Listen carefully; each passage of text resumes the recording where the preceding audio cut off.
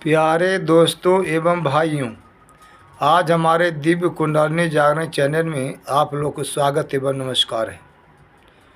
आज हम आप लोग को ये बोध कराने जा रहे हैं कि हम क्या करें कि मृत्यु के समय परमात्मा की यादगारी हो सके। परमात्मा की यादगारी कैसे हो? जब मरने का समय आवे तो उस समय हम क्या कैसे परमात्मा की यादगारी कर सकेंगे, इसके लिए हमें क्या करने पड़ेंगे ताकि मृत्यु के समय केवल परमात्मा की यादगारी हो, ताकि परमात्मा की प्राप्ति हो जाए, परमात्मा के धाम को प्राप्त हो जाए। जब तक इस संसार में हमारा मन दौड़ लगाता रहेगा तब तक परमात्मा की यादगारी संभव नहीं है। मन की गति को संसार से अलग करना ही अनिवार्य है। जब तक संसार में मन की गति होती रहेगी तब तक परमात्मा की यादगारी संभव नहीं है। इसलिए हम पहले से ही आहिस्ते आहिस्ते मन को संसार से अलग करने का प्रयत्न करेंगे, अलग करने की चेष्टा करेंगे। जैसे जैसे मन संसार से उदासीन होता जाएगा, विमुख होता जाएगा, वैसे वैसे मन स्थिर और शांत होता जाएगा। जब मन संसार से विरक्त हो जाएगा,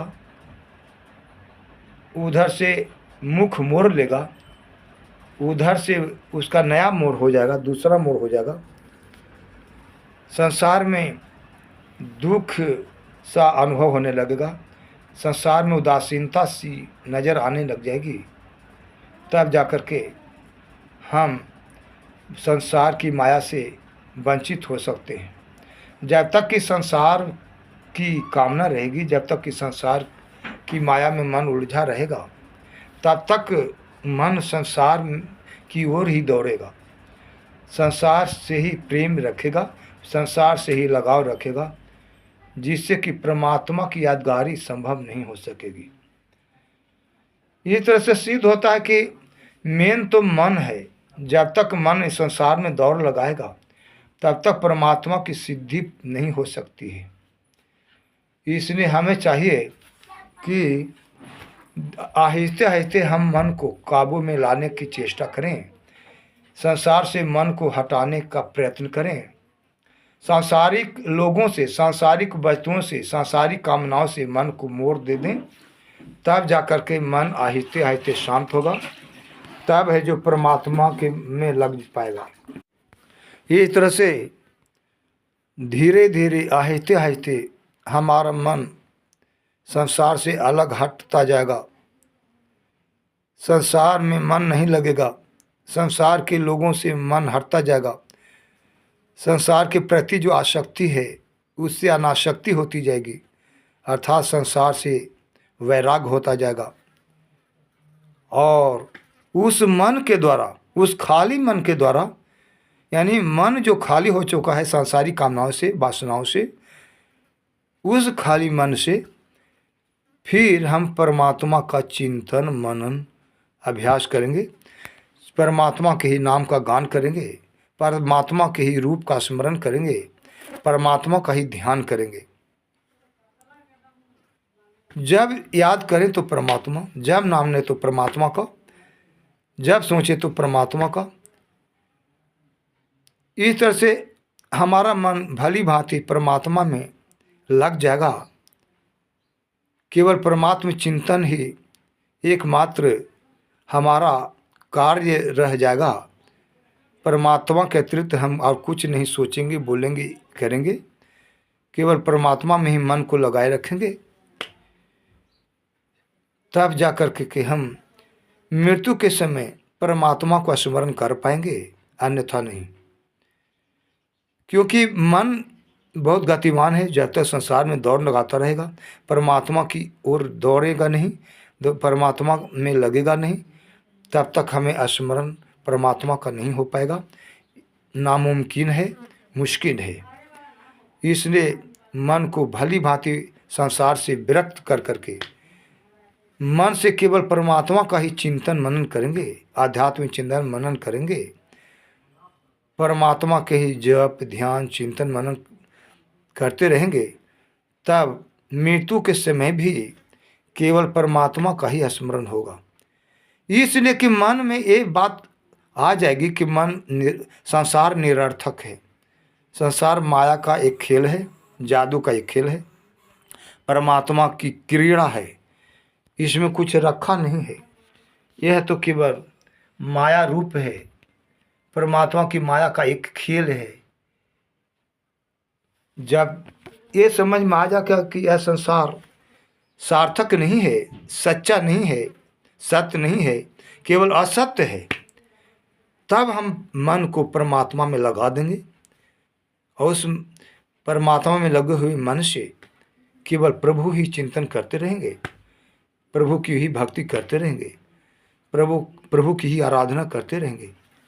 तो मृत्यु के समय अवश्य ही उस परमात्मा की यादगारी हो जाएगी और हम अंततोगत्वा परमात्मा में मिल जाएंगे, या परमात्मा की प्राप्ति कर लेंगे, या परम धाम की प्राप्ति कर लेंगे।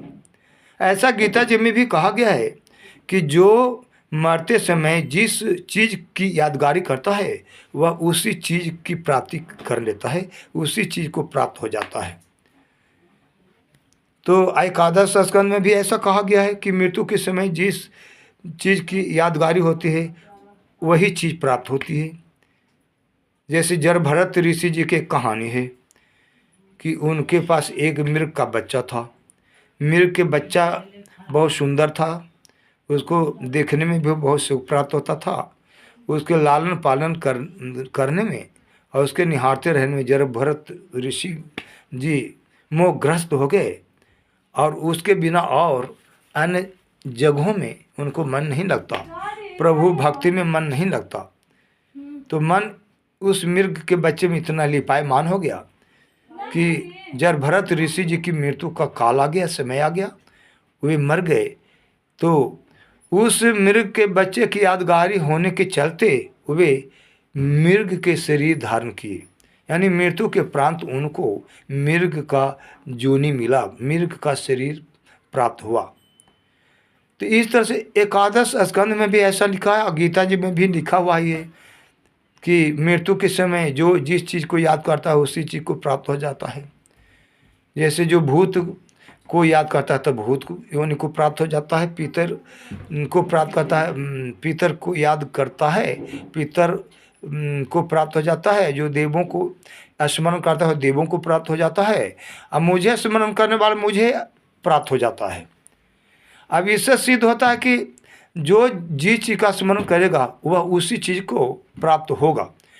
तो हम ऐसा क्यों न करें कि संसार का चिंतन मनन करके ना करके, संसारिक लोगों को चिंतन मनन ना करके केवल परमात्मा में चिंतन करें, ताकि मृत्यु के समय केवल परमात्मा ही दृष्टिगोचर हो, परमात्मा ही स्मरण में आए, ताकि हम परमात्मा की प्राप्ति कर सकें, परमात्मा के धाम को पहुंच सके, परमात्मा की गति को प्राप्त हो सके, यानी सद्गति की प्राप्ति हो जाए, मोक्ष की प्राप्ति हो जाए। इसलिए हम लोग को अवश्य ही चाहिए कि सांसारिक कामनाओं से मन को हटा करके, सांसारिक वासनाओं से मन को हटा करके, संसार की मायावी दुनिया से मन को हटा करके केवल परमात्मा चिंतन करें। उन्हीं का जप ध्यान चिंतन मनन करते हुए जब मृत्यु को प्राप्त हो जाएंगे तो हम परम धाम की प्राप्ति कर लेंगे। इसमें दो मत की बात नहीं है, ऐसा गीता एवं अन्य सदग्रंथ भी कहते हैं, संत जन भी ऐसा ही कहते हैं। तो इस तरह से हम लोग आचरण करें कि संसार से मन को हटा करके परमात्मा में जोड़ दें, ताकि हम सांसारिक बंधन में न पड़ें और परमात्मा की प्राप्ति कर लें।